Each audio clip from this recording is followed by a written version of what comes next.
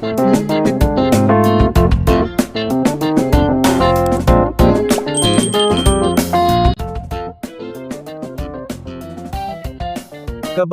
4021 para sa kanya, mas mataas ang pagkakataon ng may buhay sa loob na maging isang doom. Ito ay ang Greater Realms, pagkatapos ng lahat. Ang pangunahing kampo ng lahi ng tao ay matatagpuan sa Primordial Realm. Dahil ang mga makapangyarihang individual ng Primordial Realm ay nalipol na, walang paraan ng sinuman sa kanila ay nakaligtas. Bukod pa rito, nagtulungan ang 10 Great Races para i-seal ang Primordial Realm at nagsagawa ng makapangyarihang Forbidden Art para putulin ang cultivation path ng mga tao. Kaya, walang paraan na ang mga tao ay nakaligtas. Gayunpaman, may posibilidad din na ang tao sa loob ng Hola ay isang tao na nakakulong dito bago pa man ang edad ng Primordial Realm. Anuman, ang gayong posibilidad ay hindi gaanong mahalaga. Limang nawala sa pagmumuni-muni si James. Sa sandaling iyon, wala siyang ideya kung ano ang gagawin. Iyon ay dahil hindi niya makumpirma ang lahi ng buhay na nilalang sa loob ng Porma Sion. Ang tanging alam niya ay hindi naging all-out ang buhay na nilalang dahil nilinang niya ang Chaos Power at ang Omniscience Path. Kaya, umupo lang siya sa lupa at tumingin sa Porma Sion sa harap niya, nakangiting nagtanong, kung ganoon, sinubukan mo ba akong patayin dahil nilinang ko ang Chaos Power o ang Omniscience Path?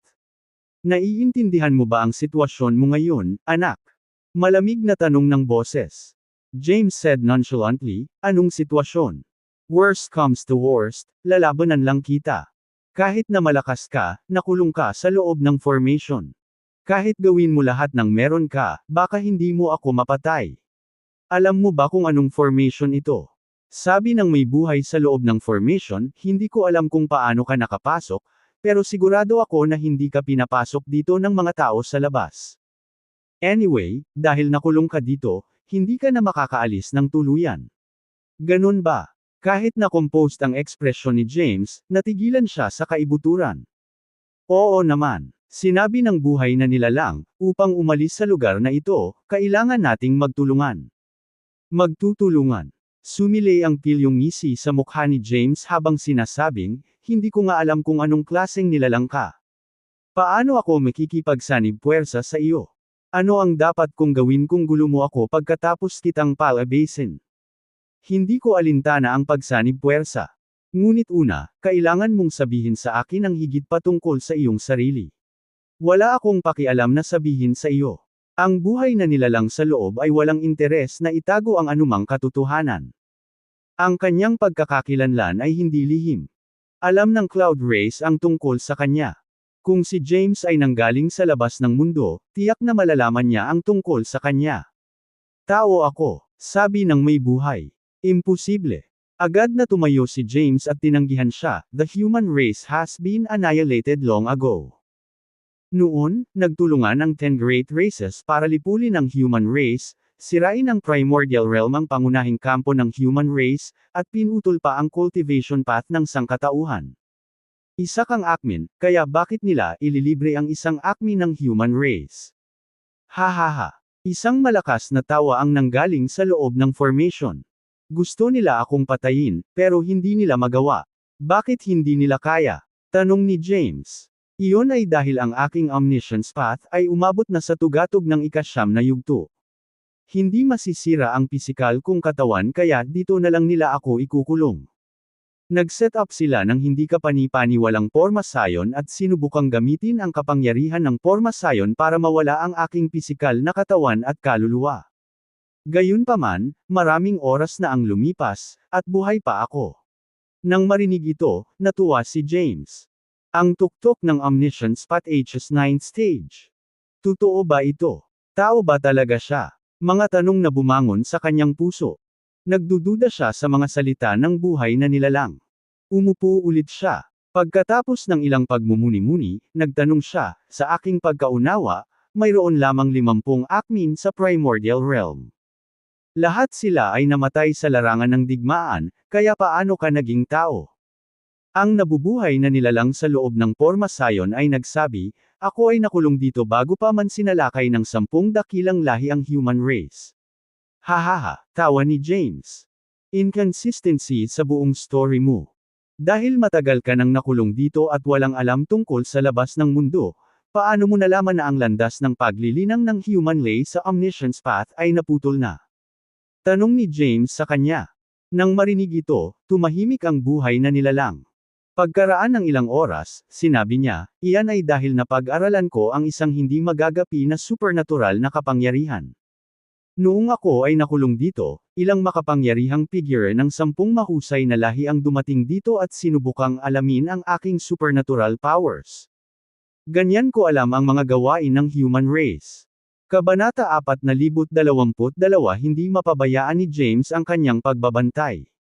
Bago niya makumpirma ang pagkakakilanlan ng kabilang panig, hindi siya maaaring kumilos ng walang ingat.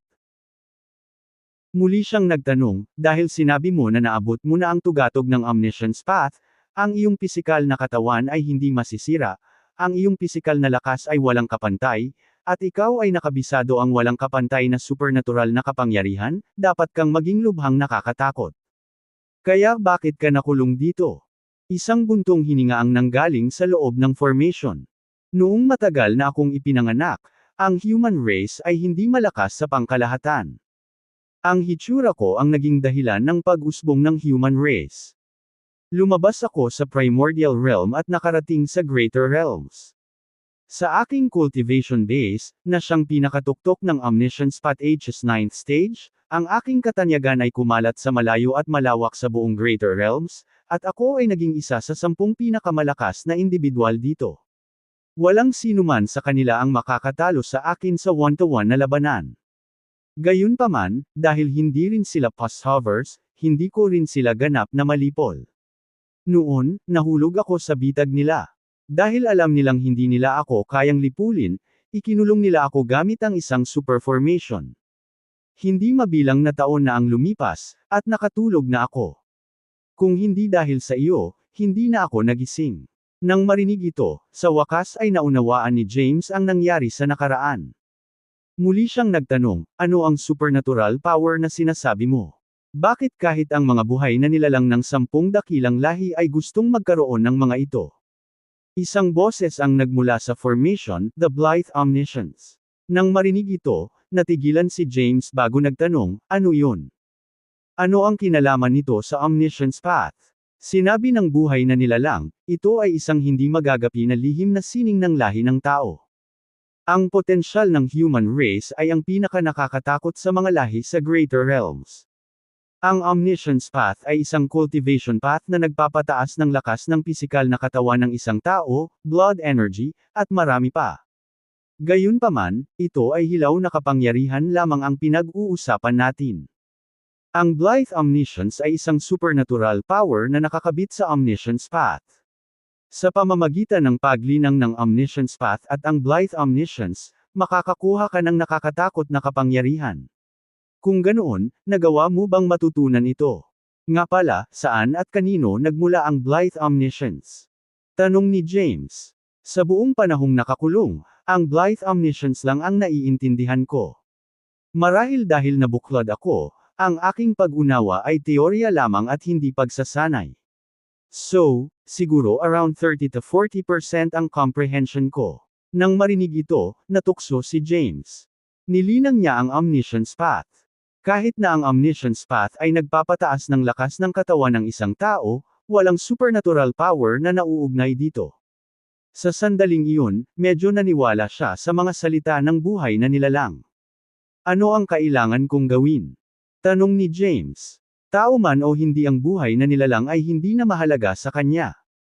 Higit sa lahat, ang lakas ng buhay na nilalang ay kakilakilabot, at ang mga nagpakulong sa kanya ay tiyak na magiging mga top-notch fighters din. Kapag umalis siya sa lugar na ito, tiyak na maghihiganti siya. Sa panahong iyon, ang Greater Realms ay magugulo. Ito ay pantulong sa kanyang mga plano. Isang boses ang dumating, ituturo ko sa iyo ang paraan ng pagbubukas ng porma sayon sa labas. Pagkatapos mong umalis, magtungo sa 10 mahusay na karera at maghanap ng 10 susi na bawat isa ay binabantayan ng 10 karera. Sa pamamagitan lamang ng pagtitipon ng lahat ng mga susi masisira ang mahiwagang porma sayon na ito. Nang marinig ito, napakunot ang noo ni James at sinabing may malungkot na ekspresyon sa kanyang mukha, "You overestimate me." Sa panahon ng Primordial Realm, 50 acmins of the human race ang nalipol ng 10 great races. Paano ko kukunin ang mga susi nila? Kabanata 4023, ang pag-agaw sa pamamagitan ng puwersa ay siyempre hindi gagana, maaari mong kunin ito sa pamamagitan ng daye, gayunpaman, iminungkahi ng buhay na nilalang sa porma sayon kay James. Paano kung bigyan mo ako ng Blithe Omniscience? Sa pamamagitan lamang ng pagpapalakas ng aking mga kakayahan matutulungan kita ng mas mahusay, makuha ang susi upang buksan ang porma sayon, at palayain ka. Nagsimulang makipagtawaran si James. Imposible, ang buhay na nilalang sa porma sayon ay agad na tinanggihan ang deal, sinabing, nasa iyo ang kapangyarihan ng Doom Race. Baka isa ka sa kanila. Hindi kita mapagkakatiwalaan. Kung dadalhin mo ang mga susi at palayain mo ako, ipinapangako ko sa iyo na ibibigay ko sa iyo ang Blithe Omniscience anuman ang iyong lahi. Ang iyong potensyal ay walang hanggan, kaya tiyak na gagawin mo pa ito sa Omniscience Path. Idagdag ang Blithe Omniscience dyan at walang duda na magkakaroon ka ng upuan sa 10 Great Races ng Greater Realms. Ang makapangyarihang figure sa porma sayon ay may mga alalahanin. Nag-aalala siya na si James ay isang taong ipinadala ng ibang mga lahi, na sinadyang i-scam sa kanya ng Blithe Omniscience. Ang mga nabubuhay na nilalang ng ibang lahi ay maaari ding lumakad sa landas ng paglilinang ng mga tao. Dagdag pa, ang anyo ng tao ang pinakaperpekto sa kanilang lahat, ang pinakamalinis. Ang ibang mga lahi ay maaari ding maging tao. Bagamat sa pangkalahatan, hindi maaaring linangin ng ibang mga lahi ang pinakamataas na yugto ng Omniscience Path, may mga exception. Ang ilang nangungunang mga henyo ay maaari ding tumapak ng napakalayo sa Omniscience Path. Batay sa kanyang pag-unawa, ang ilang mga lahi sa 10 dakilang lahi ng Greater Realms ay umabot sa ika-8 yugto ng Omniscience Path. At iyon ay nang walang tulong ng Blithe Omniscience. Sa pamamagitan ng simpleng pag-uusap, naniwala si James na ang taong ito ay tiyak na tao at umiiral ang Blithe Omniscience. Ito ang hindi magagapi na sining ng mga tao at ang dahilan ng kanilang pag-iral sa 10 dakilang lahi ng Greater Realms. Nagpasya si James na magtanong muli pagkatapos umalis sa formation. Kung talagang tao ito, dapat siyang tumungo sa 10 Great Races at humanap ng paraan para kunin ang susi. Hanggat ang makapangyarihang figurang ito ay inilabas, isang makapangyarihang figure sa sangkatauhan ang magmamay-ari ng upuan. Okay, ibibigay ko sa iyo ang aking salita. Nangako si James sa makapangyarihang figure at sinabing, ngunit nakulong ako ngayon sa porma sayon at hindi na makaalis. Siyempre alam kong hindi ka makakaalis. Ito ay isang multi-layered formation. Nakulong ako sa nucleus ng formation. Sa labas ng nucleus, mayroong iba pang pinatibay na porma sayon. Sa iyong mga kakayahan, hindi magiging mahirap na tahimik na buksan ang labasan sa tulong mula sa akin. Nang marinig ito, nagtanong si James, kung ganoon, bakit hindi mo na lang ibigay sa akin ang lahat ng paraan para mabuksan ang formation? Pagkatapos ay maaari kang umalis ng walang susi. Haha, napangiti ang buhay na nilalang. Youngster, masyado kang walang muwang. Hindi mo ba nakikita kung sino ang nagtakda ng pormasyong ito? Huwag pansinin ang iyong sarili, kahit na ang isang tao mula sa 10 Great Races ng Greater Realms ay hindi makakapagbukas ng core formation. Maaari lamang buksan ng isa ang pagbuo ng panlabas na kaharian upang maabot ang core formation. Ah, so ganun pala talaga. O sige, hindi ko pa alam ang pangalan mo. Ang pangalan ko ay Soren Clayman. Nirehistro ni James ang pangalan sa isip niya. Pagkatapos umalis, magtatanong siya sa 10 mahusay na karera ng The Greater Realms bago hanapin si Thea. Si Thea ay si Yukia, isang makapangyarihang figure ng Primordial Realm era. Kung si Soren ay isang taong makapangyarihan, tiyak na makikilala niya si Thea. Pagkatapos sabihin sa akin kung paano masira ang panlabas na porma sayon, para makaalis ako sa lalong madaling panahon at makuha ang mga susi, sabi ni James. Kabanata 4024 ang ubod ng porma sayon ay nasa gitna ng kapatagan. Ang porma sayon dito ay nawala ng magawa kay Soren. Habang ang panlabas na porma sayon ay kumilos lamang bilang pandagdag, ito ay hindi isang bagay na maaaring labanan ni James. Nagsimulang magbigay ng pointer si Soren kay James. Nakaupo si James sa isang lotus na posisyon bago ang core formation, gustong maunawaan at madama ito. Sa ilalim ng patnubay ni Soren, mabilis niyang naunawaan ang mga mekanismo ng panlabas na porma sayon. Seryoso siyang nagel-inang ng mahabang panahon sa loob ng pagbuo ng oras. Ngunit sa panlabas na kaharian, 500 taon lamang ang lumipas. Pagkaraan ng 500 taon, tumayo si James at sinabing, naintindihan ko na ito. Ngayon, maaari kong buksan ang panlabas na porma sayon ng tahimik at umalis. Ngunit bago ko gawin ito, gusto ko pa rin ang Blithe Omniscience. Gutom si James para sa Blithe Omniscience. Ito ay isang supernatural na sining na umakma sa Omniscience Path. Kapag nakabisado na, tataas ng husto ang kanyang combat power. No way, tinanggihan ni Soren ang kahilingan. Kung ang Omniscience Path ang mayroon lamang kay James, maniniwala si Soren na si James ay tao, ngunit mayroon siyang kakaibang kapangyarihan ng dooms sa loob niya. Kapangyarihan ng kaguluhan. Hindi niya basta-basta ibibigay ang Blithe Omniscience sa sinuman. Iniwan nito si James na walang magawa. Kumuha ka na kung ganoon. Babalik ako kapag nakuha ko na ang 10 susi. Ipinatong ni James ang kanyang kamao sa kanyang palad, hudyat ng kanyang pag-alis kay Soren. Pagkatapos, lumipad siya at nawala sa kapatagan na may isang kurap. Tumahimik ang kapatagan kasunod ng pag-alis ni James. Ang porma sayon na binubuo ng mga inscription ay tahimik ding naglaho sa kawalan na parang hindi kailanman umiral. Tahimik na binuksan ni James ang porma sayon, lumitaw sa labas nito. Ito ang base camp ng Cloud Race. Ang Cloud Race ay isa sa 10 great races ng Greater Realms hanggang sa kanilang pagbagsak sa digmaan sa Primordial Realm. Tanging isang malakas na nasugatan na makapangyarihang figure ang natitira. Simula noon ay nagtatago na siya at hindi na nagpakita ng matagal. Naging sanhi ito ng pag-drop out ng Cloud Race sa 10 great races. Naglakad si James sa restricted area ng Cloud Race. Alam niya na ito ang rehiyon ng Cloud Race mula kay Soren, na nagsabi rin sa kanya tungkol sa iba pang mga bagay tungkol sa panlabas na kaharian. Mayroon lamang isang admin sa Cloud Race, ngunit ang figurang ito ay nagtatago at hindi nagpakita ng matagal. Anuman, mayroon pa ring bilang ng mga numero sa Cloud Race na halos kasing lakas ng mga admin. Malalim ang iniisip ni James habang naglalakad sa restricted area. Dapat ba niyang subukang makuha ang susi na pag-aari ng Cloud Race sa pamamagitan ng pamumuhay kasama nila? Pagkaraan ng ilang sandali, bigla niyang naramdaman ang aura ng Cloud Race. Nawala siya sa kawalan. Isang patrol team ang lumitaw sa lalong madaling panahon. Ang koponan ay binubuo ng humigit kumulang 100 mga disipulo ng Cloud Race na mukhang bata pa. Gayunpaman, lahat sila ay napakalakas at 7 o 8 power macrocosm ancestral gods. Nagtago si James hanggang sa makaalis ang team. Nang makita ang kanilang pag-alis, itinago niya ang kanyang aura at hinayaan ang kanyang katawan na mapunta sa invisible mode. Kabanata 4025 sa kanyang cultivation base, magiging mahirap na gawain para sa Cloud Race na maramdaman siya kung hindi siya magpapakita. Sa ngayon, dapat niyang alamin kung nasaan ang mga susi na binabantayan ng Cloud Race at nakawin ang mga ito nang walang nakakaalam. Pumasok siya sa mga espiritual na bundok kung saan naroon ang Cloud Race. Ang gitna ng mga bundok ay ginawa ng 10,000 espiritual na bundok.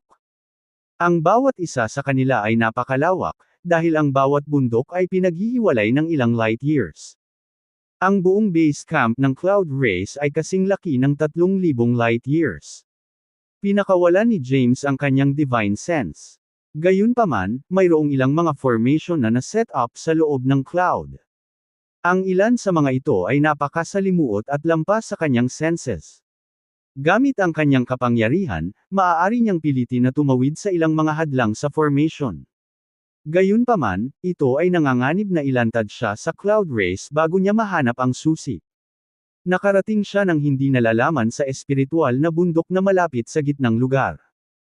Nag-iingat pa rin si James sa pagtungo sa gitna dahil doon nagtipon ang mga makapangyarihang figure ng Cloud Race, na nangangahulugang ang kanyang panganib sa pagkakalantad ay ang pinakamataas doon. Sa paanan ng bundok na ito, may isang stone slab na may ilang mga sinaunang karakter na nakaukit dito. May nakasulat na Mount Ethereal. Dahan-daang pumasok si James sa bundok.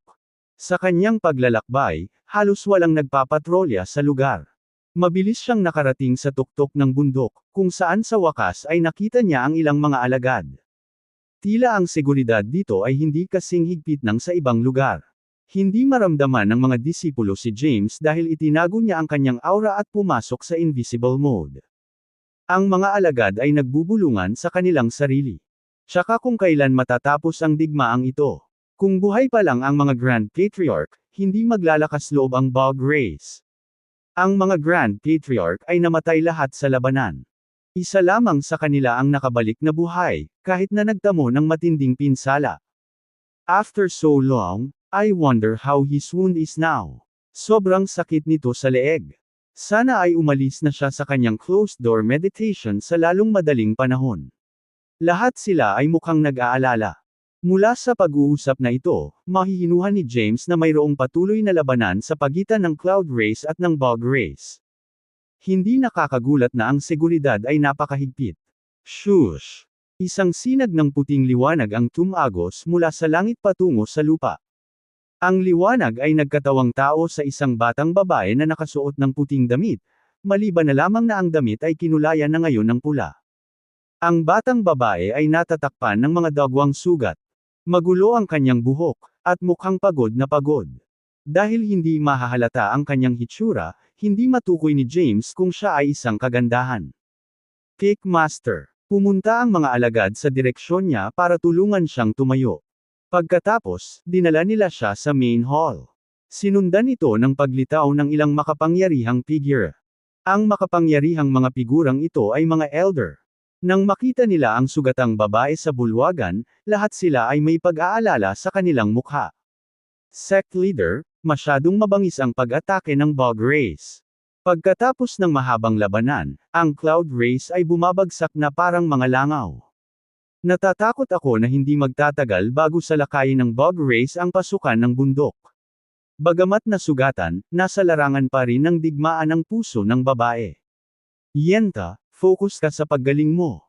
Huwag kang mag-alala tungkol sa labanan, ipaubaya sa amin ang lahat, sabi ng isang elder bago iniabot ang isang healing elixir. Pagkatapos ay inutusan niya si Yenta na kunin para makabawi. Kabanata 4026 na dinala sa ibang lugar si Yenta Yiska para gumaling. Ang sect leader ng Cloud Race at ang mga elder nito ay umalis na rin, ibinalik ang bulwagan sa dati nitong tahimik na estado. Kinuha ni James ang lahat ng ito sa dilim. Mula sa pangyayaring ito, naunawaan niya na ang Cloud Race ay nahaharap sa ilang mga problema, na nagdulot ng ilan sa kanila na nasugatan. Iilan lamang sa kanila tulad ng sect leader at ang pangunahing elder ang hindi kasali sa labanan. Kung sila ay lumahok, iyon ay nangangahulugan lamang na ang kaligtasan ng Cloud Race ay nakataya. Matagal na nag-isip si James kung paano hahanapin ang kinaroroonan ng mga susi. Dapat ay medyo mataas ang posisyon ni Yenta sa loob ng Mount Ethereal. Ngayon na siya ay nasugatan, ito ang pinakamahusay na pagkakataon para sa kanya upang makakuha ng ilang mahahalagang impormasyon mula sa kanya. Sa isiping ito, tahimik na umalis si James. Ang puwang ni Yenta para sa pagbawi ay isang nakatagong silid sa loob ng Mount Ethereal, isang bahay na gawa sa mga bato. May ilang mystical inscriptions at character na nakaukit sa mga dingding ng bahay na bato. Naka-lotus position si Yenta sa damuhan. Nakapagpalit na siya ng puting damit at naglinis ng sarili. Hindi na makita ang dugo sa balat niya. Ang kanyang figure ay kaakit-akit, at ang kanyang hitsura ay mapang-akit. Kaya lang medyo namutla siya, at panakanak ang tumutulo ang dugo sa mga sulok ng labi niya. Malinaw na ito ay dahil siya ay nagtamo ng ilang napakaseryosong panloob na pinsala na lampas sa kanyang kapangyarihan sa pagpapagaling. Isang mystical power ang lumitaw mula sa kanyang katawan at kumalat sa kanyang buong katawan. Isang puting liwanag ang lumitaw mula sa kanya, dahilan para magmukha siyang banal mula sa malayo. Lumitaw si James sa nakatagong silid ng walang ingay. Itinago niya ang sarili sa malayong lugar, tinuon ang tingin kay Yenta. Pinagmasdan niya ang aura ni Yenta at nalaman na ang kapangyarihan ni Yenta ay lumampas sa 9-power Macrocosm Ancestral God rank, ngunit hindi pa niya naaabot ang Acme rank. Sa tansya niya, mahina lang ng bahagya ang kapangyarihan ni Yenta kaysa sa kanya. Pagkatapos ay nag-set up siya ng isang formation upang hadlangan ang lahat ng iba pang aura mula sa pagpasok bago biglang lumitaw sa harap ni Yenta. Sino nandyan? Agad na tumayo si Yenta na gustong umatake. Pero bago pa niya magawa iyon, nakagawa na si James ng isang malakas na sampal. Si Yenta ay nasugatan sa simula. Ang kanyang kasalukuyang kapasidad ay mas mababa sa 1/10 bahagi ng kanyang pinakamataas na anyo, na ginagawa siyang isang hindi karapat-dapat na kalaban ni James. Napaatras siya ng isang tama, at ang kanyang likod ay bumagsak ng husto sa pader sa likuran niya. Napaka-espesyal ng pader na ito, na nababalutan ng isang formasayon na nagpapanatili ng istruktura nito anuman ang momentum na natanggap nito. Matapos niyang matamaan ang pader, bumagsak siya sa lupa. Bago siya makatayo, si James ay walang kabuluhang humarap sa kanya at nilagyan siya ng selyo. Si Yenta, na ngayon ay selyadong, ay hindi na makatawag ng anumang kapangyarihan. Ang kanyang mga sugat ay lumala sa isang iglap, at ang kanyang mukha ay naging kasing putla ng isang multo. Dugo ang lumabas mula sa kanyang mga sugat, na naging dahilan upang siya ay maging isang duguan na figuran. Nakahiga siya sa lupa, nakatingin kay James. Kabanata 427. Sa sandaling inilunsad ni James ang kanyang paglipat, naramdaman na ni Yenta ang dooms. Kapangyarihan ng kaguluhan. Gayunpaman, pinili niyang manahimik. Seryoso ang ekspresyon niya habang tinanong niya si James, "Sino ka ba talaga?" "Ito ang base camp ng Cloud Race. Paano ka nakapasok?" Napatingin si James sa kanya at ngumiti.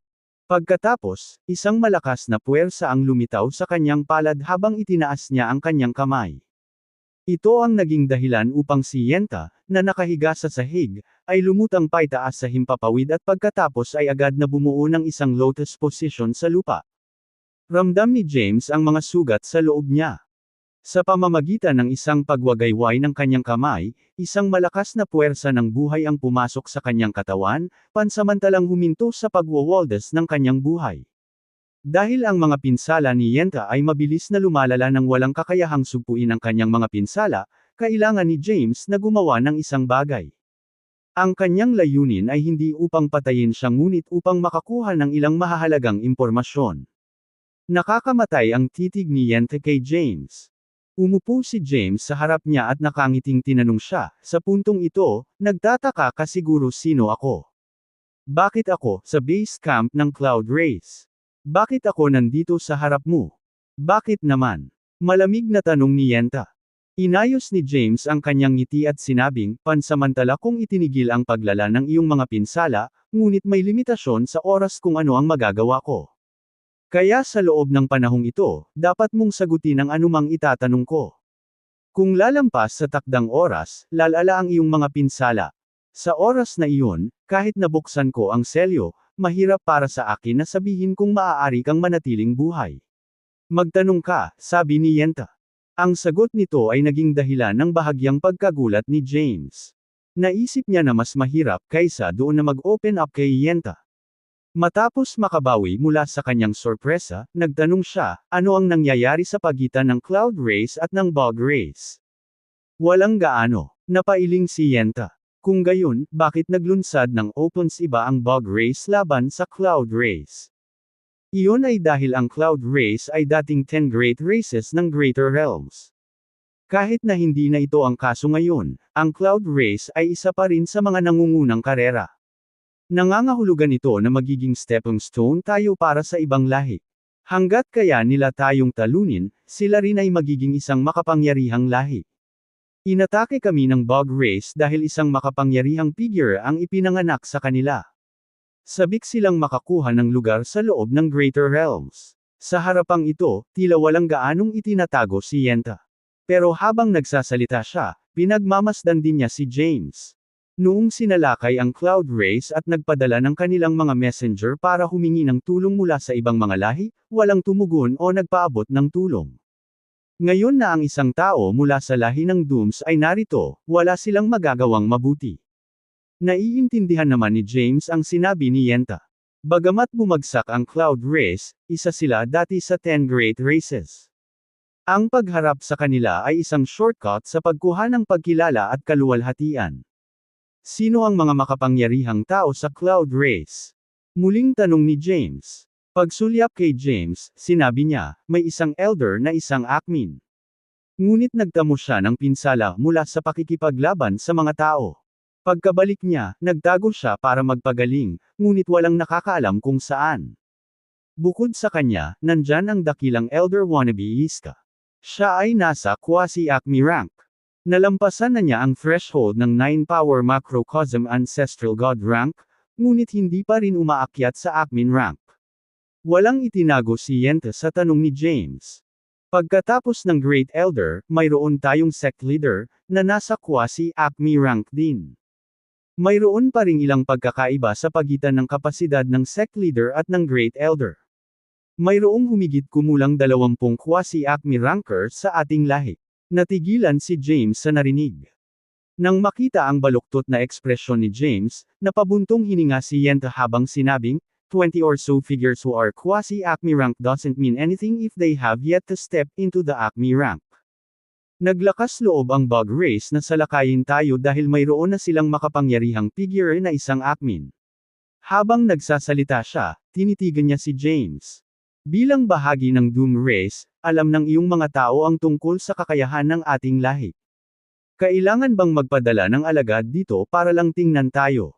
Kabanata 4028 mula sa pananaw ni Yenta, ang hitsura ni James ay upang magtanong sa mga kakayahan ng Cloud Race. Pero sa totoo lang, nandito siya para ipakita ang Chaos Power.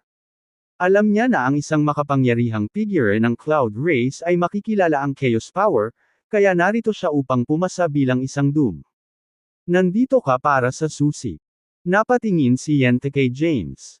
Sumagot si James, ang Cloud Race ay hindi na isa sa 10 Great Races, kaya hindi ka nalehitimong bantayan ang susi. Kung ang susi ay mahulog sa kamay ng ibang lahi, at palayain nila ang nakakatakot na tao sa loob ng Formosayon, ito ay magiging banta sa ating lahat. Pumunta ako dito na may mga utos para sukatin ang mga kakayahan ng Cloud Race. Kung kayang labanan ng Cloud Race ang pag-atake ng Bug Race, hahayaan kong manatili ang susi sa iyong kustodiya. Kung hindi, bago ganap na maaga ang base camp ng Cloud Race, dapat mong ibigay ang susi sa amin. Dinadaya ni James ang kanyang paraan. Wala siyang alam tungkol sa 10 Great Races. Hindi rin niya alam kung bakit na-trap si Soren sa restricted area ng Cloud Race, ngunit ang panlilinlang ang tanging panlilinlang sa kanyang manggas. Halatang hindi natuwa si Yenta dito. Ang 10 mahusay na lahi ay kaalyado sa isang punto. Ngayong nahuli na tayo, hindi na tayo lihay-timo ng ibang lahi. Sa napakatagal na panahon, nahaharap kami sa isang bundok ng mga hamon at nagpadala kami ng napakaraming mensahero na humihingi ng tulong, ngunit hindi kami pinansin ng lahat. Ngayong nasa panganib na tayo, wala kang pakialam sa ating kaligtasan, kundi sa susi. Kaunti lang ang nararamdaman ni Yenta sa ibang lahi, kaya wala siyang pakialam na itago ang galit sa harap ni James. Since you made your way here, your capabilities must be extraordinary. Nakakalungkot, maling tao ang nakuha mo. Ang susi ay binabantayan ng sect leader. Isa lang akong pick leader at walang karapatan sa susi. Nang matapos ang kanyang pangungusap, ipinikit niya ang kanyang mga mata. Tumingin sa kanya si James at napaisip ng malalim. Pagkaraan ng ilang sandali, tinanggal niya ang selyo ni Yenta at nawala sa nakatagong silid.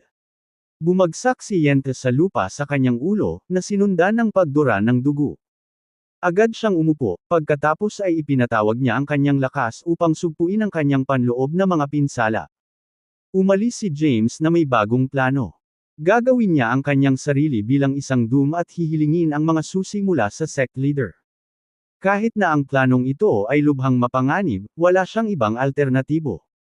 Bago iyon, kailangan muna niyang alamin kung ano ang mga makapangyarihang tao sa mga Dooms para magaya niya ang isa sa kanila. Mabilis niyang naramdaman ang murderous energy sa paligid niya. Ito ay nagmumula sa isang larangan ng digmaan kung saan 10,000 buhay na nilalang ang nagpapatayan. Matindi ang labanan, dahil ang kakilakilabot na pagkamatay ay nagaganap sa bawat segundo.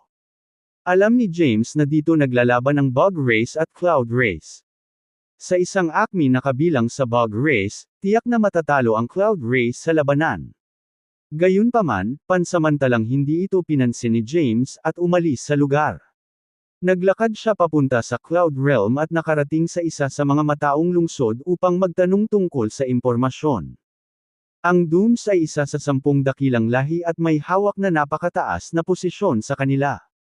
Alam ng lahat ng nasa Greater Realms ang tungkol sa Dooms, kaya gustong malaman ni James kung sino talaga ang makapangyarihang figure ng Dooms. Matapos subukan ng tubig, binalak niyang gayahin ang dakilang Elder ng Dooms, na napakalakas. Kahit na ang Great Elder ay hindi kabilang sa 10 makapangyarihang individual, nagawa pa rin niyang makipagkompetensya sa kanila. Kabanata 4029 ang dakilang Elder ng Dooms, Yori Dalibor, ay isang makapangyarihang tao na nabuhay ng napakahabang panahon. Maraming makapangyarihang tao ang namatay sa ilalim ng kanyang kamay sa panahon ng digmaan ng Primordial Realm. Matapos magpasya si James na gayahin si Yori, nagsimula siyang magtanong sa paligid para sa mga paglalarawan ng hitsura, at mga gawi ni Yori. Nakuha niya ang kanyang mga sagot pagkatapos ng ilang oras. Ang problema ay ang mga ito ay pangunahing batay sa mga alingaw-ngaw, kaya siya ay may napakakaunting mga detalye. Gayunpaman, hindi magiging napakahirap paralisahin ang Cloud Race na nasa ilalim na ng pag-atake ng Bug Race. Habang nagtatanong si James, patuloy na dumarami ang mga casualty sa Cloud Race. Ang ilang mahihinang disipulo ay namatay sa lugar. Mga 10,000 taon lamang ang lumipas at ang Cloud Race ay nakaranas na ng malaking pagkawala. Sa kasalukuyang sandali, narating na ng Bug Race ang pasukan ng bundok sa Cloud Race. Ang Cloud Race ay nag-activate ng isang formation, na gustong gamitin ito para makipaglaban sa Bug Race. Nagpapanggap na si Yori, nakatayo si James sa isang lugar na malayo sa larangan ng digmaan.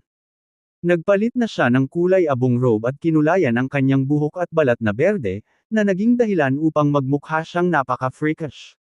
Gayunpaman, nag-alinlangan siyang tumungo, dahil narating na ng Bug Race ang base camp ng Cloud Race, ibig sabihin ay napapalibutan na ang Cloud Race. Isang malakas na aura mula sa akmin sa mga Bug Race ang maramdaman. Nangangahulugan ito na kung pupunta si James ngayon, at kung mabubunyag ang kanyang tunay na pagkatao, siya ay nasa malaking problema.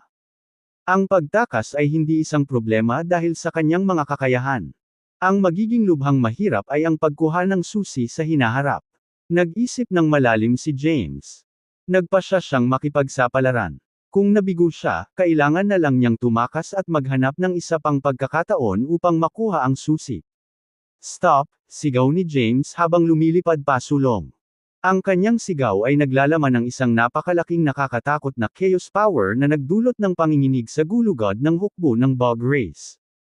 Chaos power. Oo, narito ang isang makapangyarihang figure ng Dooms. Hindi ba natanggal na ang Cloud Race sa 10 Great Races? Bakit may Doom dito? Maaaring ito ay isang pagkabigo sa katalinuhan. Ang makapangyarihang mga figure ng Bug Race ay tumingin sa itaas nila at nakita si Yori na naglalakad sa hangin. The Doom's Great Elder Yori Dalibor. Ang makapangyarihang figure ng Bug Race. Nagbago ang mga ekspresyon nang makita nila si Yori, kasama ang akmin sa kanila. Lumitaw si James sa labas ng entrance ng bundok at tinitigan ang hukbong nasa harapan niya.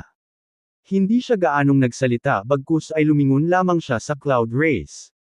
Pagkatapos ay malamig niyang sinabi, "Papasukin mo ako. Mabilis. Buksan ang formation at tanggapin ang dakilang Elder ng Dooms." Ang sect leader ng Cloud Race ay mukhang masaya at nag-order kaagad.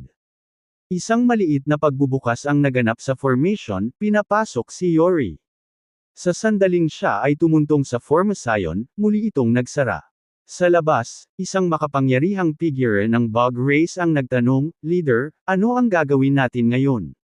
"Huwag mataranta," sabi ng pinuno, "ang dakilang Elder ng Dooms ay hindi kumikilos sa atin. Baka wala siya dito para pigilan tayo." Nakatanggap ako ng ulat ng Panektik na ang isang pinaghihigpitang lugar sa bundok ay may bilangguan na kinaroroonan ng isang makapangyarihang tao na miyembro ng human race. Marahil ay natakot ang Dooms na may mangyari at nagpas siyang bisitahin ang Cloud Race. Hintayin na maglinaw ang Dooms bago tayo kumilos. Kabanata 4030. Ang alienation ng Cloud Race ng ibang races ay hindi lihim. Alam ng lahat ang tungkol dito. Dahil hindi pa nakakagalaw si Yori sa Bog Race, nanatiling umaasa ang Bog Race. Hindi sila umatras ngunit nanatili at naghintay ng mga update. Nagpanggap bilang Yori, pumasok si James sa formation at lumabas sa compound ng base camp ng Cloud Race. Maraming makapangyarihang figure ng Cloud Race ang lumitaw ng sabay-sabay, sinalubong ang pagdating ni Yori. Yori, sa wakas nandito ka na. Kung hindi ka samipot, baka nabura na tayo. Si Fitzroy Yiska, ang sect leader ng Cloud Race ay naglakad patungo kay James, puno ng saya ang kanyang ekspresyon. Sa kanyang opinyon, nandito si Yori dahil sa krisis na kanilang kinakaharap. Ang Bog Race ay hindi na magbanta sa kanyang sariling lahi. Mahusay na elder, mangyaring pumasok. Personal na tinanggap ni Fitzroy si James, dinala siya sa main hall. Umupo si Fitzroy sa main seat, habang si James naman ay umupo sa tabi niya. Ang iba pang makapangyarihang tao ay nanatiling nakatayo dahil wala silang karapatang maupo sa harap ng Dooms.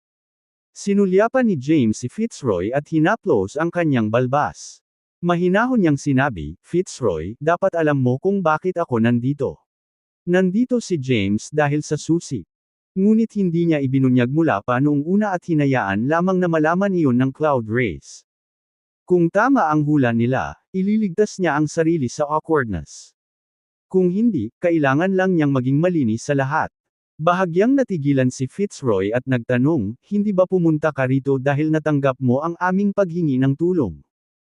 Hindi sinagot ni James ang tanong na ito at sumagot lang, "Matagal na ang nakalipas.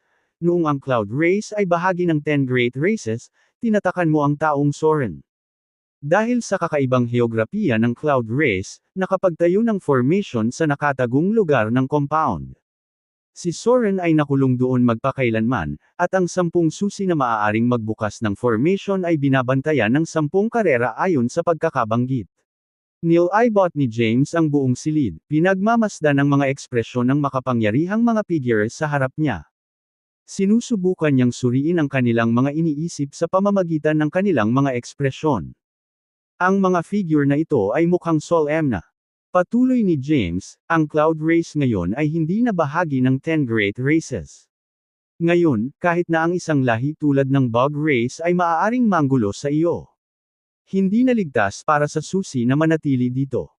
Kaya pinapunta ako ng sect leader ko dito para kunin ang susi sa iyo. Diretsyong sinabi ni James sa kanila ang dahilan kung bakit siya naroon. Great Elder. Mukhang alanganin ang ekspresyon ni Fitzroy at sinabing, "Great Elder, napagkasunduan namin na bawat lahi ay magbabantay ng isang susi. Ano man ang mangyari, walang lahi ang may karapatang bawiin ang susi sa ibang lahi. Ang iyong ginagawa ngayon ay sumasalungat sa aming nakaraang kasunduan. Kung gusto mo ang susi, walang problema iyon, pero dapat gawin tulad ng napagkasunduan natin, na lahat ng gumawa ng mga ganyang patakaran ay dapat magsama-sama. Hanggang doon, hindi namin ibibigay ang susi." Hindi pipi si Fitzroy. Ngayon na ang nag-iisang acme ng Cloud Race ay misteryosong naglaho, hindi na sila isang puwersa na dapat isaalang-alang. Ang susi ay ang trump card na kailangan niyang laruin. Kung ibibigay niya ang susi kay Yori, kahit na ang 10 Great Races ay aatake sa kanila, lalo pa ang Bog Race. Ito ay lalo na dahil sa ang lokasyon ng Cloud Race ay kakaiba. Kung hindi, si Soren ay hindi makulong dito sa unang lugar. Nang marinig ito, naging seryoso ang ekspresyon ni James nang tumawag siya ng kaunting chaos power, na nagpapahintulot sa power na kumalat at bumuo ng hindi nakikitang bagyo. Pinigilan niya ang bagyo halos kaagad pagkatapos nitong magsimulang sumabog. Kabanata 4031. Kahit na malakas ang chaos power ni James, hindi ito sapat para patayin ang mga super powerhouse ng Cloud Race. Ginamit lang ni James ang chaos power para manhid ang Cloud Race. Gusto niyang ipalagay sa mga powerhouse ng Cloud Race na siya ang Yori ng Cloud Race. Sa ganitong paraan, matatakot sila sa kanya at hindi nila siya lalabanan. Noong ginamit ni James ang Chaos Power, nagbago ang ekspresyon ng mga powerhouse ng Cloud Race sa main hall, at bahagyang umatras sila. Pagkatapos lamang nabawiin ni James ang Chaos Power ay nakahinga sila ng maluwag. Napabuntong hininga si James. Sa pagtingin kay Fitzroy, sinabi niya, "Fitzroy, dapat mong malaman ang kasalukuyang sitwasyon ng Cloud Race. Hindi ligtas para sa Cloud Race na panatilihin ang susi. Bagamat karamihan sa mga kapangyarihan ng human race ay nabura sa panahon ng labanan ng Primordial Realm, mayroon pa ring ilang buhay na nilalang ng human race sa Greater Realms ngayon. Ang mga nabubuhay na nilalang ng human race ay nagtipon at bumuo ng isang lihim na organisasyon, na dalubhasa sa pagpatay sa mga kahanga-hangang disipulo ng 10 dakilang lahi." Hindi nagsisinungaling si James. Ang mga bagay na ito ay mga piraso ng impormasyong nakuha niya nang magtanong tungkol kay Yori. Nalaman niya na maraming buhay na nilalang ng human race sa Greater Realms. Gayunpaman, ang lahi ng tao ay may mababang katayuan sa Greater Realms. Marami sa kanila ay mga alipin. Bukod sa pagiging alipin, ang human race of the Greater Realms ay bumuo din ng isang lihim na organisasyon. Ang organisasyon ay kilala bilang Heaven Eradicating Sect. Ang Heaven Eradicating Sect ay nabuo ng human race. Ang kanilang layunin ay upang patayin ang mga kababalaghan ng Greater Realms Great Races. Ang sekta ay may mga impormante sa buong Greater Realms. Sa tuwing ang isang kababalaghan ng isang sekta ay umalis para sa paglilinang, malalaman nila ang tungkol dito at magtatakda ng mga ambush bago pa man. Sa ganitong paraan, maaari nilang patayin ang mga prodigy ng Great Races. Mula nang maitatag ang Heaven Eradicating Sect, nakapatay na sila ng maraming kababalaghan ng lahi sa dilim. Muling nagsalita si James, kahit na hindi ipinakita ng Heaven Eradicating Sect ang kanilang tunay na kapangyarihan, ang mga pumasok sa human race of the Greater Realms ay mga powerhouse. Matapos lipulin ang Primordial Realm, ang 10 Great Races ay nakipag-alyansa at inalis ang human race of the Greater Realms.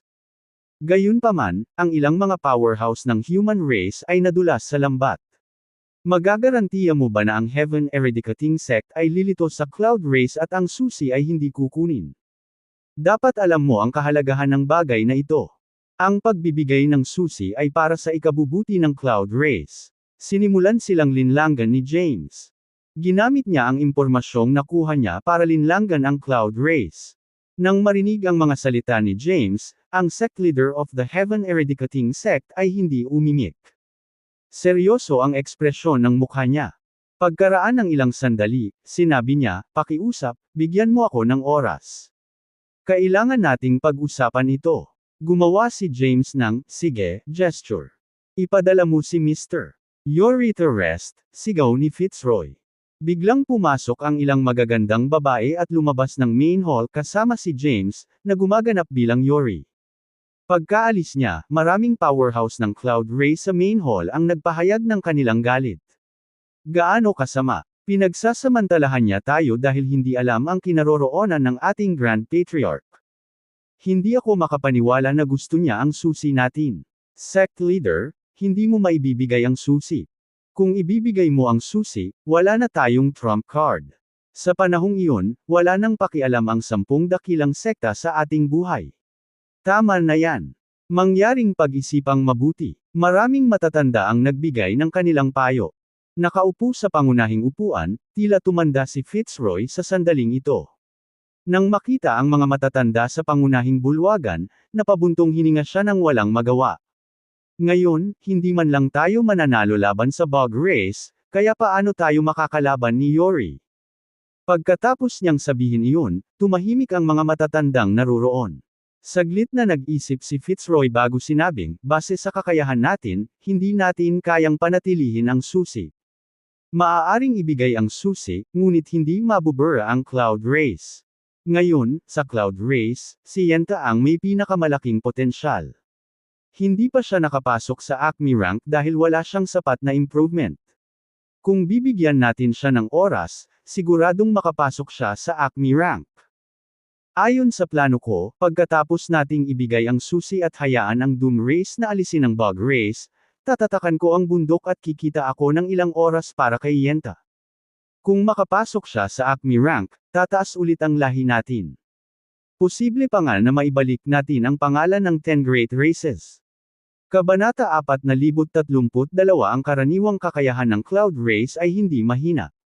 Ngayon, kulang na lang sila ng isang Acmin para kumilos bilang isang commander. Bagamat mayroong isang Acmin sa Cloud Race, nasugatan siya sa Primordial Realm, at matagal na rin mula noong siya ay nagpakita. Ang labas ng mundo ay nagsimulang kumalat, na nagsasabi na ang mga pinsala ng Cloud Race's Grand Patriarch ay lumala at na siya ay patay na. Kung hindi, hindi siya nawalan ng maraming taon. Ngayon, kailangan lang bumili ng oras ng Cloud Race. Si Yenta ay talagang isang nakakatakot na kababalaghan. Mabilis ang kanyang pag-unlad, at ang tanging kapintasan niya ay wala siyang gaanong oras para sa pagpapabuti. Hindi niya maabot ang Acme rank sa maikling panahon. Ang sect leader ng Cloud Race, si Fitzroy, ay nagpahayag ng kanyang mga saloobin. Kung pumasok si Fitzroy sa Acme rank, bukod pa sa background namin, siguradong makakabangon ulit kami. Dahil sa kasalukuyan ay wala kaming Acmin para kumilos bilang isang taong may kontrol, maaari lang kaming magkompromiso. Sa pagtingin sa maraming matatanda, tinanong niya, ano sa palagay mo? Nang marinig iyon, natahimik ang mga matatanda. Nagpatuloy si Fitzroy, ito ay tungkol sa buhay o kamatayan ng lahi. Mangyaring sabihin ang iyong mga saloobin. Pagsamahin natin ang opinyon ng lahat. Sa sandaling ito, tumayo ang isang elder at nagtanong, hindi ba mapanganib na ilagay ang pag-asa ng karera kay Yenta? Paano kung may mangyari sa kanya sa panahon ng paglilinang? Ibig sabihin hindi na tayo babangon. Sagot ni Fitzroy. Napag-isipan ko na ito dati. Gayunpaman, si Yenta lamang ang kasalukuyang maaaring makapasok sa Acme path. When putting hope on her, we need to work hard also, and try to enter the Asim rank. Sa sandaling lumitaw ang isang powerhouse ng Acme rank sa ating karera, muli tayong babangon. Kapag nabuklod na ang bundok, subukang hanapin ang Grand Patriarch. Dahil nakapagdesisyon ka na, gawin natin ang sinabi mo noon. Hanggang ngayon, ito ay talagang isang mas matatag na ideya. Ang maraming matatanda ay nagpahayag ng kanilang mga saloobin. Pinapahinga si James. Matapos magpahinga ng ilang sandali, natagpuan siya ng mga alagad ng lahing ulap at muling dinala sa pangunahing bulwagan. Sa pangunahing bulwagan, ang sect leader ng Cloud Race, si Fitzroy, ay nakangiti habang sinasabi, Mr. Yori, tapos na tayong mag-usap. Gaya ng sinabi mo, hindi mapoprotektahan ng Cloud Race ang susi. Noong nakaraan, kahit ang hamak na Bug Race ay hinamon kami. Pagkatapos mag-usap, napagpasyahan naming ibigay sa iyo ang susi sa kadahilanang aalisin mo ang Bug Race sa labas.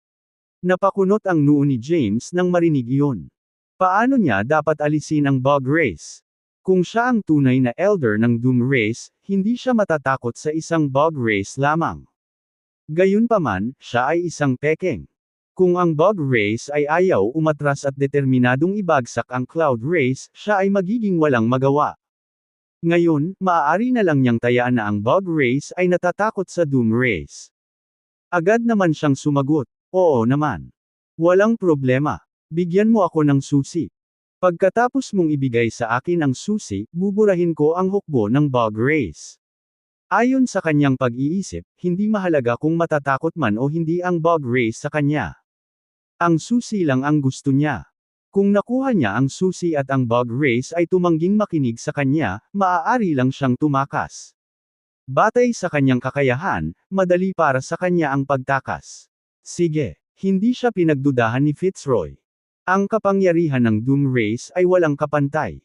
Ang mga buhay na nilalang ng ibang lahi ay hindi karapat-dapat na linangin ang kapangyarihan ng lahi ng Doom. Gaano man kalakas ang potensyal ng isang tao, hindi maaaring linangin ng isang tao ang chaos power ng Doom Race. Ang chaos power ang kinatawan ng Doom Race. Dahil hindi pinagdudahan ni Fitzroy si James, hindi rin siya pinagdudahan ng mga matatanda ng Cloud Race na naruroon. Sumama ka sa akin. Si Fitzroy ay gumawa ng isang kilos. Pagkatapos, umalis siya sa main hall kasama si James at naglakad patungo sa likod ng bundok.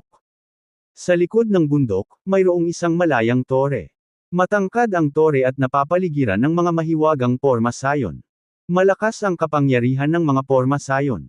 Nang malapit na si James sa formations, nakaramdam siya ng nakakatakot na kapangyarihan. Kabanata 4033 bukod doon, ang lugar ay binabantayan din ng husto. Tumayo si Fitzroy bago ang pormasayon sa labas ng tore. Pagkatapos, itinaas niya ang kanyang kamay, at ang mga mahiwagang sigil ay lumitaw sa kanyang mga palad bago pumasok sa mga pormasayon. Pagkatapos nito, nagbukas ang mga pormasayon. Sa isang alon, isang puting sigil ang lumitaw sa tore. Ang mga sigil na ito ay tuloy-tuloy na nagkatotoo. Sa huli, bumuo sila ng isang token. Ang hugis ng token ay kakaiba, at ang token ay naglabas ng isang nakakatakot na kapangyarihan.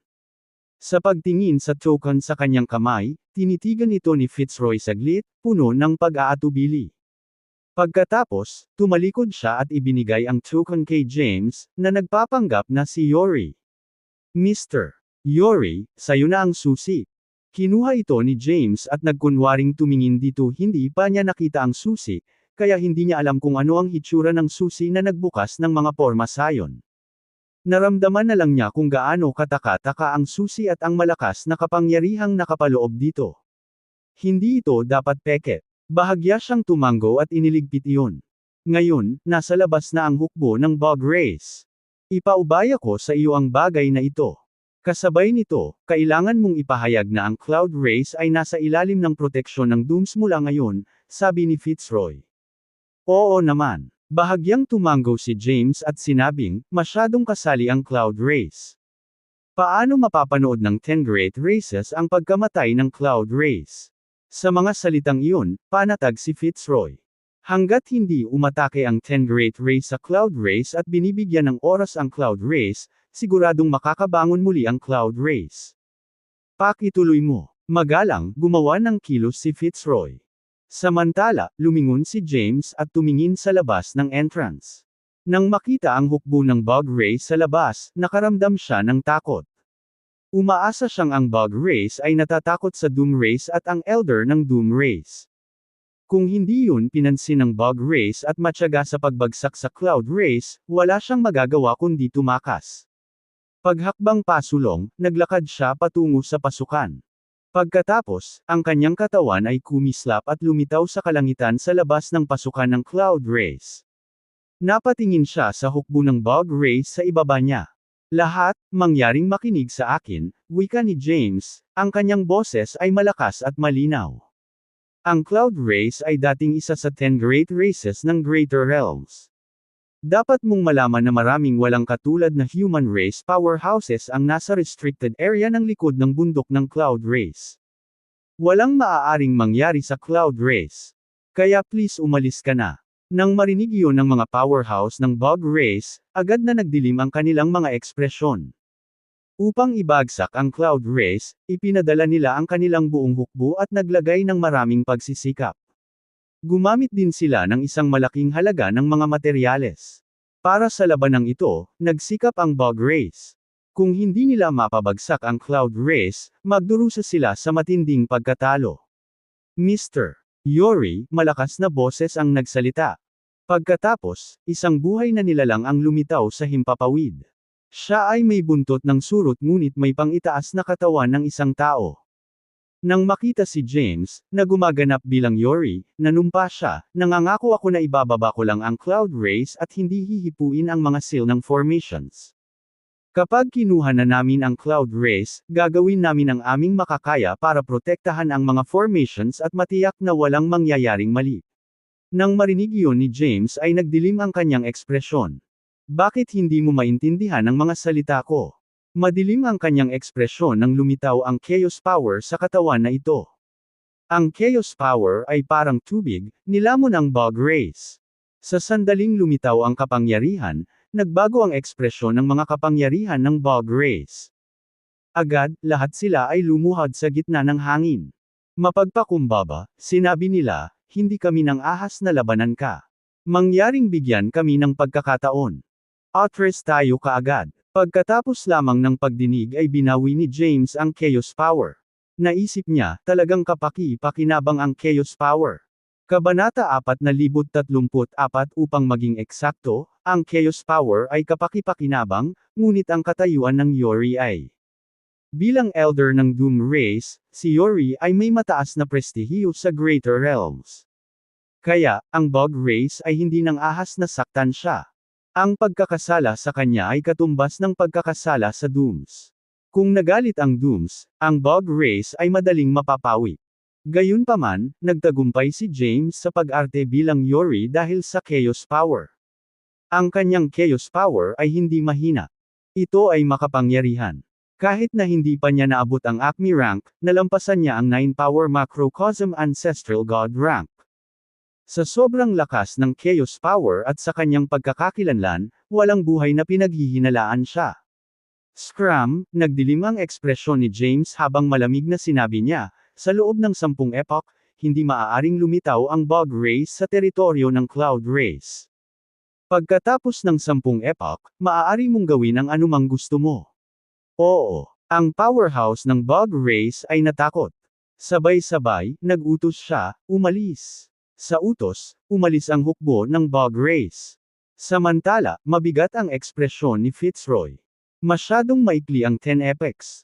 Bakit sinabi ni Yori ng 10 epoch? Hindi maintindihan ni Fitzroy, gayon din ang iba sa Cloud Race. Hindi man nila maintindihan si James, ligtas sila sa ngayon. Kahit na mayroon lamang silang 10 epoch, na hindi nagtagal, sapat na para sa Cloud Race na gumawa ng mga pagsasaayos. Paglingon ni James, tumingin si James sa mga powerhouse ng Cloud Race sa entrance sa malayo. Matamlay niyang sinabi, ang hukbo ng Bug Race ay umatras. Babalik ako sa aking lahi ngayon. Hanggang sa muli nating pagkikita. After that, umalis na siya. Ngayong nasa kanya na ang susi, kailangan niyang tumakbo ng mabilis hanggat kaya niya. Kung malantad ang kanyang pagkakakilanlan, hindi lamang mawawala ang susi, kundi mawawalan din siya ng buhay. Mabilis na umalis si James sa lugar na kinaroroonan ng Cloud Race. Pagkaalis, tinago niya ang kanyang aura at iniskan ang kanyang paligid. Nang mapagtanto niyang walang nabubuhay na nilalang na sumusunod sa kanya, binago niya ang kanyang hitsura at nabawi ang kanyang sariling hitsura. Mayroon akong isang susi ngayon. May 9 na susi na natitira, mumbled James. Hindi niya akalaing makakakuha siya ng susi ng ganoon kabilis at kadali.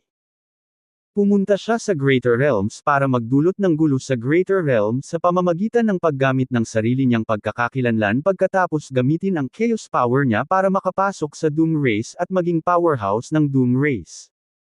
Gayunpaman, pagkatapos malaman ang tungkol sa pag-iral ni Soren, napagtanto niya na ang kanyang kasalukuyang kakayahan ay hindi sapat upang magdulot ng gulo sa Greater Realms. Kung kaya niyang ilabas si Soren, hindi na niya kailangang pakialaman ang lahat. Sapat na ang kakayahan ni Soren para tumaas ang human race sa Greater Realms.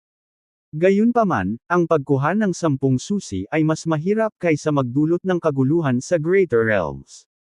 Nagpasya si James na guluhin ang sitwasyon ng Greater Realms habang nag-iisip ng mga paraan upang mahanap ang mga susi. Sa ngayon, hindi siya nang ahas na pumunta sa Doom Race. Dahil nawala ang susi ng Cloud Race, dapat mabilis na kumalat ang balita. Sa panahong iyon, tatanungin ng ibang mga lahi ang Doom Race. Kung pupunta siya doon, baka ma-expose siya at malagay siya sa isang mahirap na kalagayan. Wala ring ideya si James kung saan hahanapin si Thea. Ang Greater Realms ay napakalaki. Kahit na siya ay napakalakas, ang kanyang divine sense ay maaari lamang masakop ang isa sa Greater Realms. Hindi niya alam kung saan pupunta. Maaari lamang siyang maghanap ng walang tao na espiritual na bundok na may sapat na espiritual na enerhiya at pansamantalang manatili doon. Ang Empyrean spiritual energy ng Greater Realms ay iba sa mundong ginagalawan niya. Dahil matagal na siyang naninirahan sa madilim na mundo, nabahiran siya ng kapangyarihan ng madilim na mundo. Kaya, ang kanyang kapangyarihan ay hindi malinis. Sa pananatili roon, ginamit niya ang kapangyarihan ng langit at lupa ng Cloud Realm para linisin ang kanyang katawan at linangin muli ang kanyang pisikal na kapangyarihan. Kabanata 4035 Pagkatapos ng paglilinang sa pag-iisa ng ilang panahon, ginawang perpekto ni James ang kanyang kapangyarihan. Sa isang lugar sa Cloud Realm, sa tuktok ng isang bundok, tumayo si James, iniunat ang kanyang likod, at niluwagan ang kanyang mga kalamnan. Nararamdaman niya ang pisikal na kapangyarihan sa kanyang katawan. Makikita sa kanyang mukha ang kaligayahan habang bumubulong siya, pagkatapos magbinyag, lumakas ang aking pisikal na kapangyarihan. Ngayon, kailangan kong mag-isip ng paraan para makapasok sa 7th stage omniscience path. Kung maabot ko ang ikapitong yugto kasama ang aking chaos power, kahit na hindi ako mapapantayan sa greater realms, iilan lang ang makakatalo sa akin. Sa greater realms, ilang powerhouses ng human race ang naiwan. Ang mga powerhouse na ito ng human race ay bumuo ng Heaven Eradicating Sect. Ang lakas ko lang ay hindi sapat sa greater realms. Kailangan kong hanapin ang taong namamahala sa Heaven Eradicating Sect at makipag-alyansa sa kanila. Sa ganitong paraan, madali kong magagawa ang mga bagay sa greater realms. Nag-iisip si James kung ano ang susunod niyang gagawin. Pagkaraan ng ilang sandali ay may plano na siya. Ang plano ay hanapin ang Heaven Eradicating Sect. Kailangan lang niyang maghanap ng tao mula sa sekta para makipag-ugnayan sa kanila. Gayunpaman, maraming lahi ang kumugkob sa Heaven Eradicating Sect in the greater realms. Maraming mga powerhouse ng Heaven Eradicating Sect ang pinaghahanap na target. Kaya naman, naging maingat ang mga miyembro ng Heaven Eradicating Sect. Hindi sila magtitiwala sa anumang buhay na nilalang. Tsaka nagtago din sila sa dilim. Hindi pa sila nagpakita sa publiko noon. Mahirap para kay James na mahanap ang Heaven Eradicating Sect. Kung madali niyang mahanap ang sekta, mahahanap din sila ng ibang lahi. Kung gayon, matagal nang nalipol ang Heaven Eradicating Sect. Hindi pa sana sila nakaligtas hanggang ngayon. Pagkatapos magkaroon ng plano si James, umalis siya sa espiritual na bundok. Nagsimula siyang maglakad sa Cloud Realm. Ang Cloud Realm ay isa sa Greater Realm. Ang kaharian na ito ay umunlad sa maraming lahi. Ang Cloud Race ay dating pinakamakapangyarihan, ngunit ang Cloud Race ay hindi na pinuno ng Cloud Realm. Naglakad-lakad si James sa ilang pangunahing lungsod ng Cloud Realm, nagtatanong tungkol sa Heaven Eradicating Sect. Siya ay naghahanap sa Cloud Realm sa libo-libong taon, ngunit hindi niya mahanap ang anumang impormasyon tungkol sa Heaven Eradicating Sect. Dahil walang impormasyon sa Cloud Realm, umalis siya sa Cloud Realm at nagtungo sa ibang mga realm. Nilakbay niya ang mga kaharian na ito upang magtanong tungkol sa Heaven Eradicating Sect. Habang nagtatanong, isinagawa ni James ang kanyang paglilinang. Nililinang niya ang omniscience path at ang chaos power. Kahit malapit na siya sa Acme rank, hindi niya ito maabot. Lumipas ang oras. Hindi alam, 30 milyong taon na ang nakalipas mula nang dumating si James sa Greater Realms.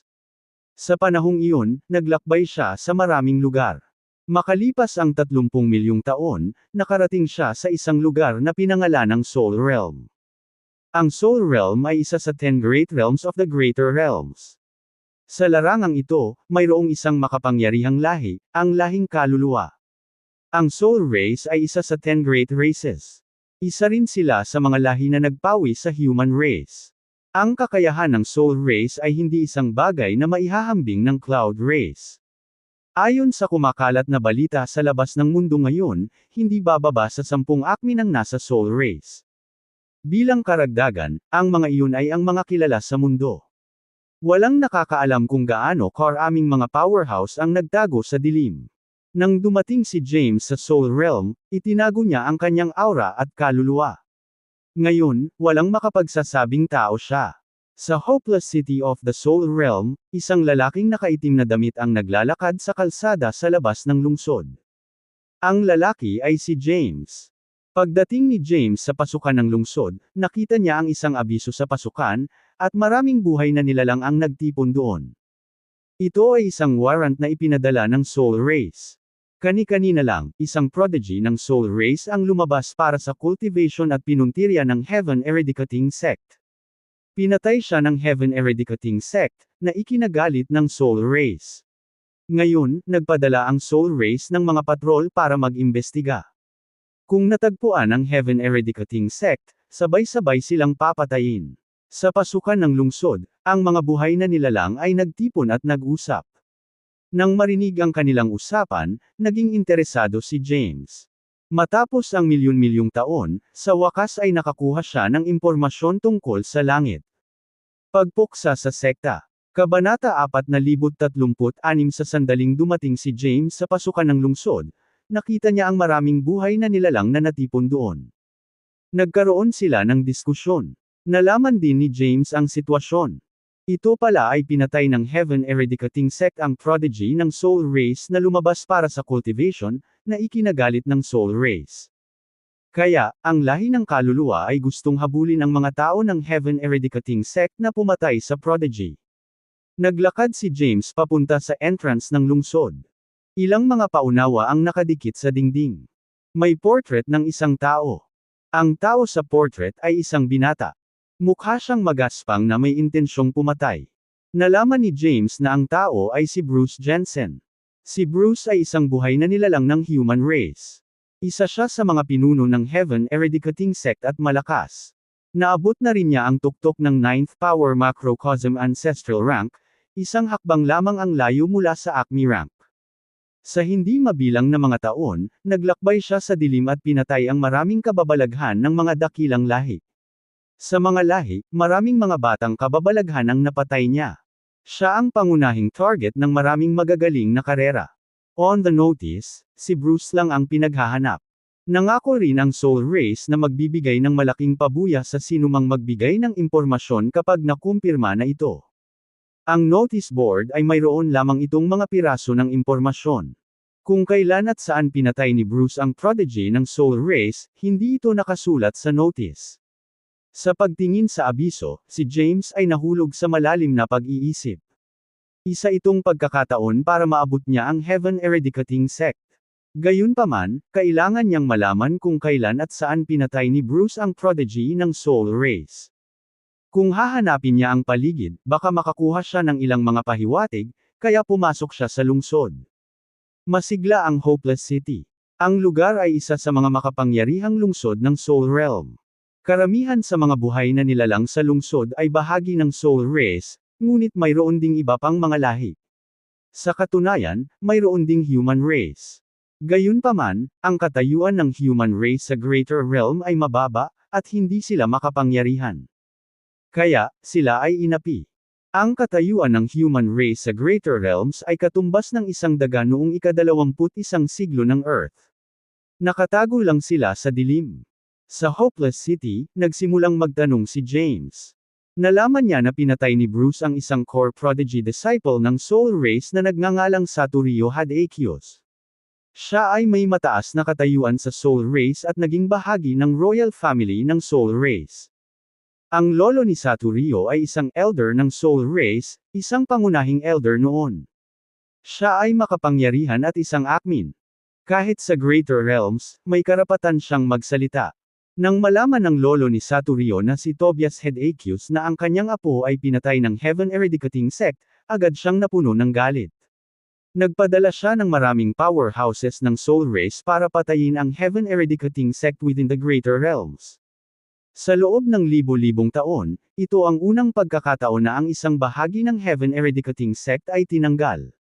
Maraming disipulo ng Heaven Eradicating Sect ang napatay ng Soul Race. Nalaman din ni James na ang lahing kaluluwa ay nagpadala ng mga imbitasyon sa iba pang mga lahi upang magtipon sa lahi ng kaluluwa at pag-usapan ng isang plano upang ganap na paksain ang sekta ng pag-aalis ng langit. Ang pagpupulong ay gaganapin sa loob ng 3 buwan. Halos oras na ng meeting. Maraming lahi ng Greater Realm ang nagpadala ng kanilang mga matatanda sa Soul Realm. Nang malaman ni James ang lahat ng ito, naging mabigat ang kanyang ekspresyon. Kung maraming lahi ang bumuo ng isang alyansa at kinubkob ang Heaven Eradicating Sect, ang status ng Heaven Eradicating, siya ay bahagi ng human race. Sa kabilang banda, ang 12-dosenang mga bodyguard ay mula sa Soul Race. Malakas ang lalaking nakaitim na nakasuot ng itim na maskara. Naabot na niya ang 7th Power Macrocosm Ancestral God rank, ngunit ang mga bodyguard ay nasa parehong cultivation rank din. Nang malapit na siyang maabot ni James at matukoy na ang tao ay naglalabas ng aura ng kaluluwa ng isang tao, naramdaman niya ang mga bodyguard na dumarating. Mula sa malayo, libo-libong bodyguard ang sumugod. Lahat sila ay makapangyarihan at umabot sa 7th Power Macrocosm Ancestral God rank. Ibaba mo siya. Gusto ko siyang buhay. Isang galit na galit ang tumunog. Ang taong nagbigay ng utos ay isang matanda. Nakasuot siya ng kulay abong damit, puno ng galit ang mukha. Si James, na nagtatago sa dilim, ay agad na naramdaman ang kanyang cultivation rank. Ang matanda ay nasa quasi-acme rank. Nalampasan niya ang 9th Power Macrocosm Ancestral God rank. Sa hitsura ng mga bodyguard, ang taong nakasuot ng itim na damit ay agad na nahulog sa isang mahirap na kalagayan at nagtamo ng mga pinsala. Samantala, mabigat ang ekspresyon ng mukha ni James. Sa kanyang kasalukuyang kakayahan, hindi siya katugman ng isang quasi-acme. Gayunpaman, hindi siya maaaring tumayo at panuurin ang isang tao sa parehong lahi na kinuha. Marahil ang lalaki ay isang buhay na nilalang ng Heaven Eradicating Sect at pumasok sa Hopeless City upang makakuha ng impormasyon. Sa oras na ito, kinubkob ng libo-libong mga mandirigma ng Soul Race ang lalaking nakaitim. Isang porma sayon ang lumitaw, at ang lalaking nakaitim ay agad na nakulong sa porma sayon. Ang kanyang katawan ay nilalamon ng maningning na liwanag. Mahigpit siyang nilamon ng liwanag. Sinubukan niyang magpumiglas ngunit hindi makawala sa porma sayon. Sa pagharap sa hukbo ng Soul Race, maaari lamang siyang lumaban saglit. Nagtago sa dilim, huminga ng malalim si James. Pagkatapos, lumitaw ang Malevolent Sword sa kanyang kamay. Gamit ang Malevolent Sword sa kanyang kamay, na-activate niya ang Chaos Power sa dilim. Swoosh! Ikinumpas niya ang kanyang kamay, at lumabas ang Sword Light mula sa Malevolent Sword. Ang Sword Light ay bumagsak sa harapan, at saan man ito dumaan, agad nitong pinatay ang mga bodyguard ng Soul Race. Sa sandaling ito, dumating si James sa harap ng lalaking nakaitim at tinanggal ang mga selyo sa kanyang katawan. Hinayla siya, tumalikod si James at umalis. Hinabol sila ng hukbo. Bumalik ka rito, utos ka agad ng quasi-acme ng Soul Race. Panginoon ng lungsod, bakit hindi natin sila sundan? Natatarantang tanong ng isang bodyguard. Napatingin ang quasi-acme sa direksyon na nilisan ni James na may mabigat na ekspresyon. Ito ay ang Chaos Power. Hindi ko inaasahan na ang Doom Race ay kakampi sa Human Race. Kailangan kong iulat ito sa Patriarch sa lalong madaling panahon, bulong ng quasi-acme bago nagutos, retreat. Kabanata 4038 kumilos si James at iniligtas ang taong ito mula sa human race. Hindi niya alam ang pagkakakilanlan ng tao, ngunit nasa isang lugar na malayo sa bahay at nakakatugon sa isang tao mula sa human race na may problema, paano niya hindi matutulungan ang tao? Mabilis na umalis si James. Matapos niyang makalayo sa lugar at matiyak na walang buhay na tao ang humahabol sa kanila, huminto siya. Sa isang bakanteng lugar sa isang bulubundukin, ibinaba ni James ang taong nakaitim na damit. Ang tao ay nagdusa ng mga pinsala, ngunit hindi sila malala. Vigilantly, tumingin siya kay James habang ang isang namamaos na boses ay tumunog mula sa ilalim ng maskara. Sino ka? Bakit mo ako niligtas? Ang Doom Race ay isa sa pinakamakapangyarihang karera sa Greater Realms. Ang Chaos Power ng Doom Race ay natatangi, at halos lahat ng powerhouse ay alam iyon. Dahil ginamit ni James ang Chaos Power, alam din ng taong nakaitim na damit na siya ay mula sa Doom Race. Natarante siya. Bakit siya ililigtas ng isang buhay na nilalang ng lahi ng Doom? Tinitigan din ni James ang taong nakasuot ng itim na roba na may itim na maskara at nagtanong, ano naman sa iyo? Sino ka ba, bakit ka pumunta sa Hopeless City? Bakit ka hinahabol ng Soul Race? Tungkol sa mga ito, hindi nagtago kay James ang taong nakaitim. Nakatanggap kami ng balita na ang Soul Race ay nagpadala ng mga imbitasyon at nag-imbita ng maraming karera na magtipon sa kanilang teritoryo.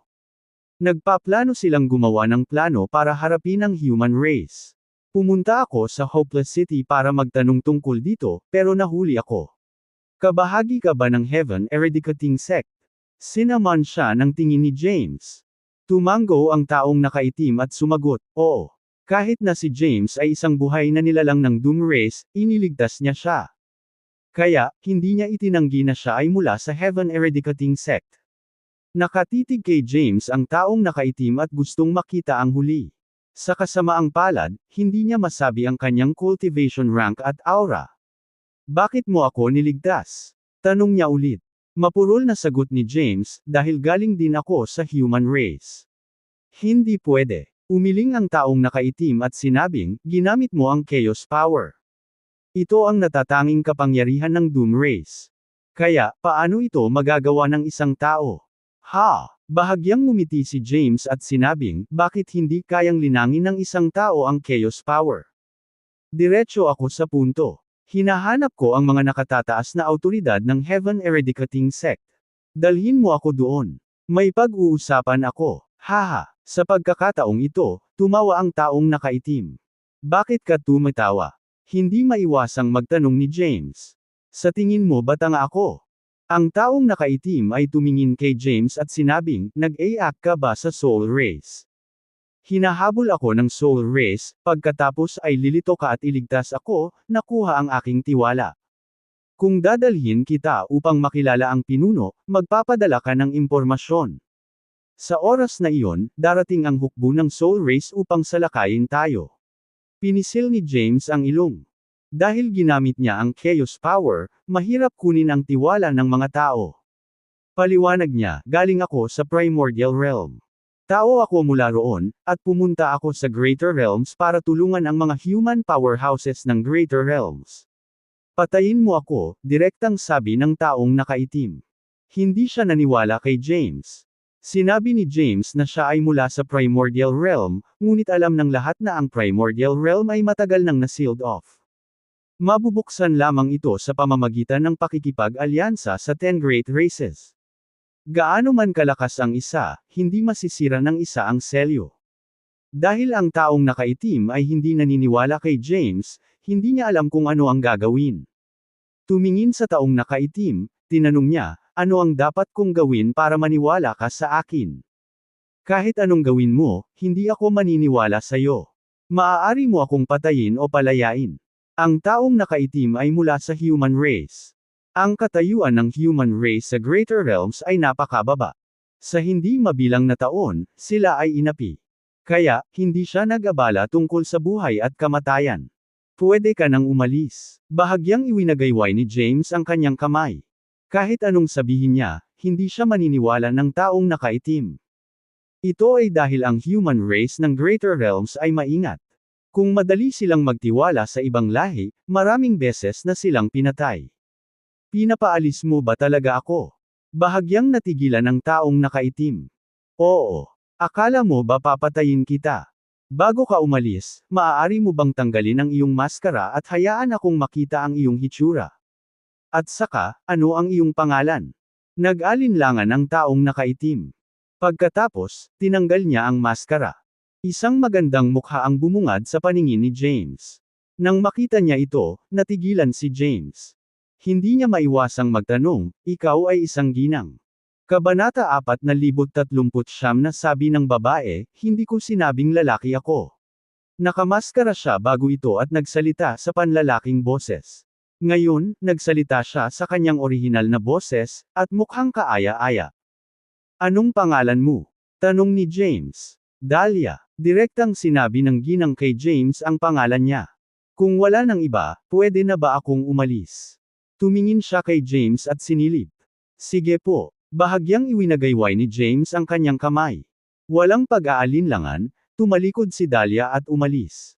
Gayunpaman, sa sandaling lumingon siya, pinitik ni James ang kanyang daliri at isang hindi nakikitang sigil ang lumipad sa kanya, lihim na damapo sa kanyang likod.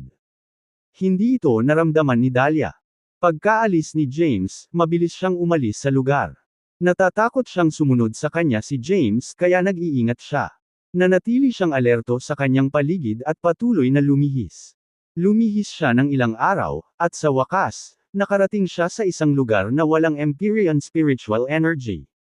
May isang maliit na nayon kung saan maraming taga-nayon.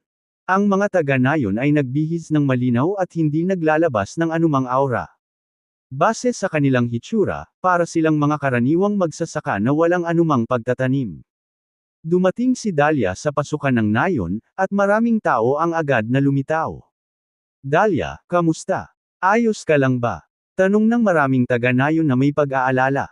Pag-usapan natin ito sa nayon, sabi ni Dahlia.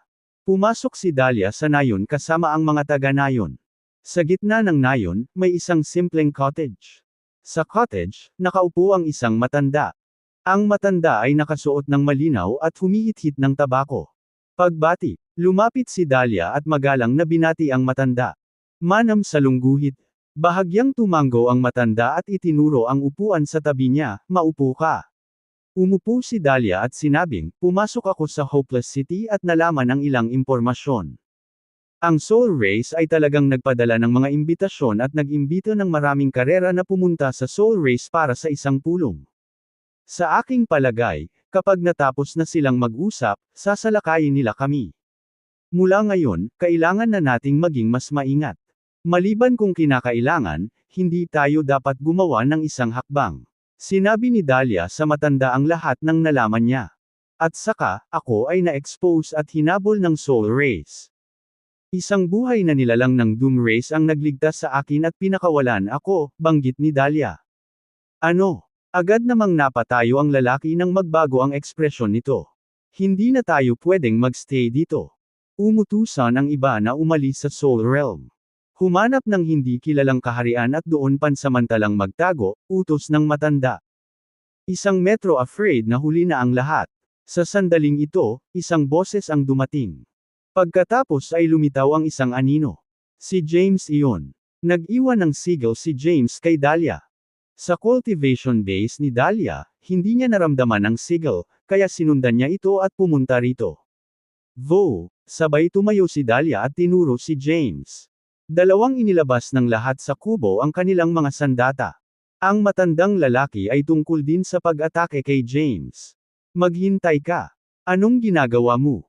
Hinaway-kaway ni James ang kanyang mga kamay at sinabing, pakisabi, hayaan mo akong ipaliwanag ang aking sarili bago ako atakihin, okay? Lahat ng tao sa cottage ay nakatingin kay James.